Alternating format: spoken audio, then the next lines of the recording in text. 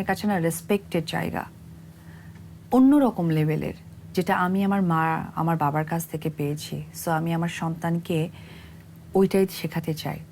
তার বাবাকে নিয়ে কোয়ালিটি টাইম, আমি মনে করি সমস্ত সন্তানই একই। হ্যাঁ, হয়তো বা একজন আমার হয়তো পেটে ধরা হয়নি, বা আরেকজন হয়তো পেটে ধরেছে, হয়তো আমি তার অরিজিনাল মা না বা অরিজিনাল কিছু নেই, বাট আমার একটাই কথা, সন্তানের কাছে বাবা মার অবস্থানটা একদমই স্বর্গীয়, একটা হ্যাভেন, একটা রেসপেক্টের জায়গা। সো কোয়ালিটি টাইম এই বিষয়টা তাদের মাথায় এনে, মনে এনে, তাদের ধ্যান ধারণা এনে আমি তাদের কাছে নিজেকে ছোট করতে চাই না।